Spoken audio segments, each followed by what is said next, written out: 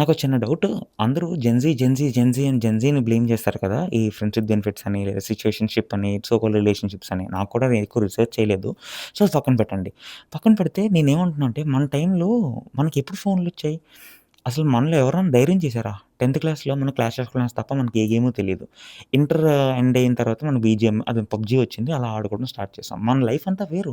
కానీ ఇప్పుడు వస్తున్నోళ్ళకి సిక్స్త్ క్లాస్‌కి ఇన్‌స్టాగ్రామ్స్ వస్తున్నాయి. సిక్స్త్ క్లాస్ ఓళ్ళకి మొబైల్ ఇచ్చేస్తున్నారు. ఒకప్పుడు మనకి బోర్ కొడితే మనం ఎక్కువ ఏడుస్తే కార్టూన్‌లు చూపిచ్చేవారు. ఇప్పుడున్నోళ్ళకి జెటెక్స్ అంటే ఏంటో కూడా తెలీదు. ఈళ్ళకి డోరేమోను ఇదే తెలుసు గానీ, అసలు టామ్ అండ్ జెర్రీ అంటే ఏంటి ఇవేవి తెలియవు. మనం అవి చూసేవాళ్ళం. బట్ ఇప్పుడు అలా కాదు. సిక్స్త్ క్లాస్ పిల్లోడు, ఎయిత్ క్లాస్ పిల్లోడు ఇన్‌స్టాగ్రామ్ ఓపెన్ చేస్తే వాడు ఏం చూస్తాడు?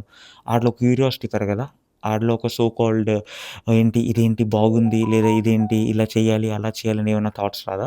అంటే నేను వాళ్ళని సపోర్ట్ చేయట్లే. నేనేమంటున్నా ఫస్ట్ ఆఫ్ ఆల్ ఇది కట్ చేయాలి. మన పేరెంట్స్ మనల్ని ఎలా చూసుకున్నారో, అలాగ గాని వాళ్ళ పేరెంట్స్ వాళ్ళని చూసుకుంటే మాత్రం ఈ జెన్ జీ అనేది ఉండదు.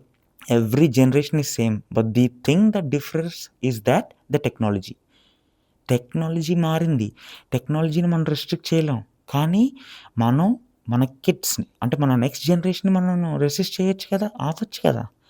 అదంటున్నా. సో, దట్ మిస్టేక్ అనేది ఆ జనరేషన్‌లో ఉన్నది. నేను కాదనను. కానీ ఆ ఇన్ఫర్మేషన్ ఆళ్ళ దాకా ఎళ్తుందంటే దానికి రీజన్ ఏంటి? పిల్లోడు గోల చేస్తున్నాడు. మన పేరెంట్స్ టీవీ ఏసేసి కార్టూన్ పెడితే బట్ ఇక్కడ మొబైల్ ఇచ్చేస్తున్నారు. ఆడేం చూస్తున్నాడో, ఆడేం చేస్తున్నాడో ఎవరికి తెలుసు? ఫస్ట్ ఆఫ్ ఆల్ ఈ పేరెంటింగ్ అనేది మారాలి. అప్పుడు ఏ జనరేషన్ ఏంటి? జెన్ జీ కాదు గదా! జెన్ స్క్వేర్, జెన్ క్యూబ్ ఉన్నా సరే ఏమీ ఉండదు.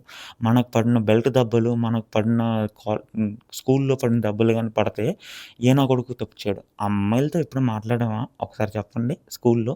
ఎంత భయం వచ్చేస్తది మనకి. అమ్మో! ఫ్లోరింగ్ చూసాడురా బాబు వద్దురా అనుకోని. అలా మూసుకు కూర్చునేవాళ్ళం మనం. బట్ ఇప్పుడు ఇలా కాదు.